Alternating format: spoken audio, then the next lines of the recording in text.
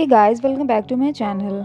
तो इस पार्ट की शुरुआत में हम देखते हैं कि यंसी और यॉन दोनों बातें कर रहे होते हैं और वो यॉन को घर तक छोड़ने आया रहता है। वहाँ पे वो एक पप्पी होता है और वो उसी को देख के यॉन की इनडायरेक्टली तारीफ़ करता है कि वो उसी की तरह क्यूट है।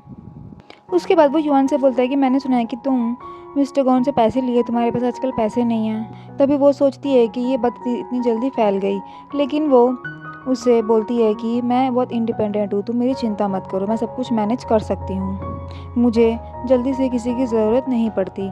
इधर हम देखते हैं कि मिसेस क्वीन मिस्टर ली से बोलती है कि हमारे पास कंपनी के पास इतना बजट नहीं है कि हम लोग आगे कुछ कर पाए, जितना हमारे पास बजट है उसी में हमें ये काम करना होगा।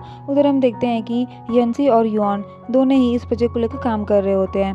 तभी काम करते करते यॉन यंसी से चैट कर रही होती है, तभी उसके पास लीन आती है और वो उसके आते ही चैट छुपा लेती है ताकि कोई गलत ना समझे यॉन और यंसी के बारे में।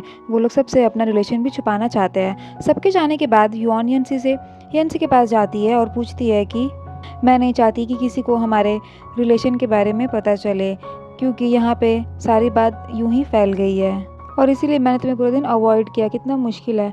तभी यंसी बोलता है कि मेरे लिए तो कोई मुश्किल नहीं है। यॉन बोलती है कि तुम तो एक्सपीरियंस बनते हो, तुम्हारी कितनी गर्लफ्रेंड्स रह चुकी है। कुछ लेडीज़ भी गॉसिप कर रही थी।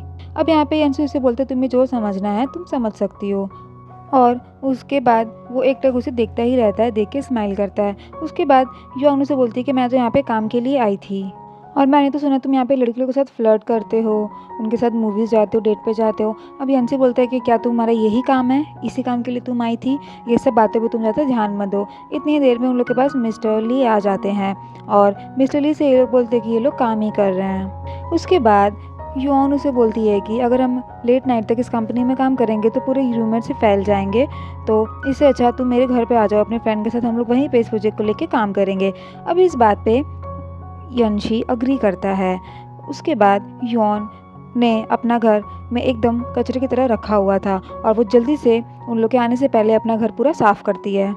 थोड़ी देर बाद यंस उसके घर पे आ जाता है और वो उसका घर देखने लगता है। उसके बाद दूसरी तरफ उसकी बालकनी में चला जाता है और कुछ सोचने लगता है। तब यहाँ पे यॉन पूछते कि क्या हुआ, तुम्हारा इतना मूड क्यों अपसेट है, क्या मैंने तुमसे पैसे लिए इसीलिए? तभी यंस से बोलता है कि ऐसी कोई बात नहीं, मेरा एक ओल्ड फ्रेंड है जो मेरा बहुत अच्छा दोस्त है, वो एक हार्ट पेशेंट है और उसका जो डॉक्टर इलाज करने वाला था वो कार्डियोलॉजी, बहुत बड़ा कार्डियोलॉजी है और वो विदेश में चला गया, यहाँ पे नहीं है और उसकी सर्जरी करवानी बहुत ज़रूरी है। अब इसके बाद यॉन बोलती है कि चिंता मत करो, मेरे एक अंकल है जान पहचान के, वो भी बहुत बड़े कार्डियोलॉजी सर्जन है, मैं उनसे बात करूँगी अगर तुम बोलो तो, इससे तुम्हारी हेल्प हो जाएगी। इतने देर में उन लोग के पास लिंग भी आ जाता है और लिंग इतना बड़ा घर देख के बोलता है कि तुम तो एक एम्प्लॉय हो, तभी तुम्हारे पास इतना अच्छा घर कैसे है? यहाँ पे यॉन बोलती है कि मेरा एक फ्रेंड है, उसी ने मुझे ये घर दिया रहने के लिए। अब यहाँ पे लिंग यंसी को बोलता है कि कहीं इसका फ्रेंड इसका बॉयफ्रेंड तो नहीं। तब यंसी बोलता है कि उसका कोई बॉयफ्रेंड नहीं है। उसके बाद वो सीधा लिंग यॉन से पूछता है क्या तुम सिंगल हो? अब यॉन इसका रीज़न पूछते हैं कि क्योंकि तुम क्यों जानना चाहते हो मैं सिंगल हूँ या मिंगल। वो तो बोलता है कि यहाँ पे कोई भी रिच और हैंडसम लड़का नहीं है और मुझे नहीं लगता कि तुम्हारा कोई बॉयफ्रेंड होगा। तभी यॉन बोलती है कि मुझे तो हैंडसम और पुअर लड़का पसंद है और वो यंसी की तरफ देख के इशारा करती है। तभी लिंग बोलता है कि मुझे नहीं लगता कि यंसी की कोई भी गर्लफ्रेंड बनेगी और उसकी कोई गर्लफ्रेंड है भी नहीं। उसके बाद ये सब बातें होती है तो वो लोग काम करने लग जाते हैं। अब उसके बाद यॉन पानी लाती है लिंग के लिए, लेकिन वो यंसी को दे देती है। उसके बाद वहाँ पे बेचारा लिंग बोलता है कि मेरी तो कोई वैल्यू नहीं है, मैं बाहर जा रहा हूँ और अंदर वो दोनों काम करते हैं। तभी उसके घर की घंटी बजती है, उसका नेबर आया हुआ रहता है जो उसके बेटे का बर्थडे रहता है, तो केक लेके आता है यॉन के लिए और उसे केक देता है और जब वो यंसी को देखता है तो वो खुद ही चला जाता है तुरंत केक देके।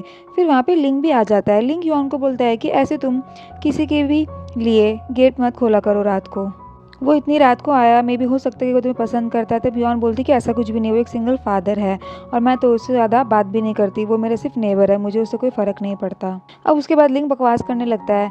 फिर वो लोग यंसी को गुस्सा आता है, वो लोग जाने लगते हैं। यॉन केक खाने भी बोलती है, वो केक भी नहीं खाता है गुस्से से, क्योंकि वो आदमी ने दिया होता है और वो लिंग को भी नहीं खाने देता। और तभी यॉन बोलती है कि मैं तुम लोग को नीचे तक छोड़ देती हूँ, लेकिन यंशी यहाँ पे मना कर देता है, बोलता है कि हम लोग अकेले चले जाएंगे और तुम किसी के लिए भी दरवाज़ा मत खोलना। जाते जाते वो उसे बोल के जाता है कि उसे अपने फ्रेंड के ट्रीटमेंट के लिए कुछ दिन के लिए बाहर जाना होगा, तो वो इस कंपटीशन पे अकेले ही टास्क करेगी जब तक मैं वापस नहीं आ जाता। उधर दोनों फ्रेंड्स बात कर रहे होते हैं। यंसी लिंग को बताता है कि वो नेक्स्ट ईयर इस कंपनी को छोड़ देगा और यहाँ पे वो सिर्फ पैसों के लिए काम कर रहा है।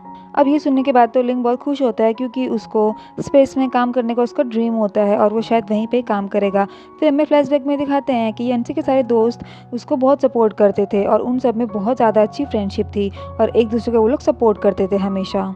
उसके बाद लैंग उसे पूछता है यॉन के लिए कि उसके लिए क्या फीलिंग्स है उसके मन में। तभी वो बोलता है कि वो उसमें उसको पसंद करने लगा है और वो उसको इम्प्रेस करने की कोशिश कर रहा है और एक दिन वो उसका दिल जीत के ही रहेगा। उसके बाद लैंग उस आदमी के लिए पूछता है, तभी वो बोलता है कि वो सिर्फ उसका नेबर है और वो अपने घर में मेरे अलावा किसी को भी नहीं बुलाई है, वो ऐसी लड़की नहीं है। उसके बाद वो लैंग को बताता है कि वो अपने फ्रेंड के लिए कुछ दिन के लिए उसके ट्रीटमेंट के लिए बाहर जा रहा है, वो कंपनी में काम नहीं कर पाएगा। उधर हम देखते हैं कि मिसिस क्वीन जो वाइस प्रेसिडेंट होती है वो सब पे चिल्ला रही होती है क्योंकि आज यंशी काम पे नहीं आया हुआ रहता है। तभी यॉन मिसेस क्वीन को संभालती है और बोलती है कि यंशी का जो भी काम है वो सारा मैं करूँगी, मेरे में जिम्मेदारी है। उधर यंशी और उसका फ्रेंड दोनों ही यॉन के अंकल को फ़ोन करते हैं जो एक बहुत अच्छे कार्डियोलॉजी सर्जन होते हैं, लेकिन उनका फ़ोन कोई रिसीव ही नहीं करते हैं वो और उनका फ़ोन नहीं लगता है। वो परेशान हो जाते हैं, उनको लगता है कि अब उसके फ्रेंड का ट्रीटमेंट कौन करेगा। लेकिन कुछ देर बाद वहाँ पे यॉन के अंकल पहुँच जाते हैं और वो बोलते हैं कि तुम अपने दोस्त की चिंता मत करो, मैं उसे पूरी तरीके से ठीक कर दूँगा। अब इसके बाद यंसी बहुत खुश हो जाता है। उधर हम देखते हैं कि अंकल यॉन इनको फ़ोन करती है जो सो रहे होते हैं और वो यॉन को बोलता है कि तुम मुझे बार बार क्यों फ़ोन कर रहे हो। तभी यॉन बताती है कि आपके हॉस्पिटल में मेरे एक कलीग का फ्रेंड है और वो पेशेंट है, आपको उसकी सर्जरी करनी है, उसके लिए आप मना नहीं कर सकते हो, लेकिन अगर आप मैंने मना किया तो मैं अब मेरे ग्रैंडपा को फ़ोन कर दूंगी। अब वो अंकल को मना लेती है और उसे इमोशनल ब्लैकमेल करती है। अब इसके बाद वो सर्जन होते मान जाते हैं।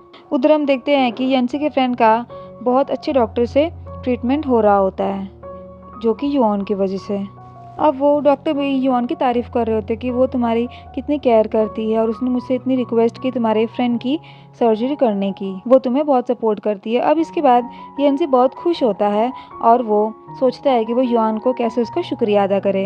अब इसके बाद यॉन के फ़ोन आ जाता है उसके पास और वो जैसे रिसीव करने जाता है, यहीं पे हमारा ये पार्ट ख़त्म हो जाता है। नेक्स्ट पार्ट के लिए स्टे ट्यून्ड।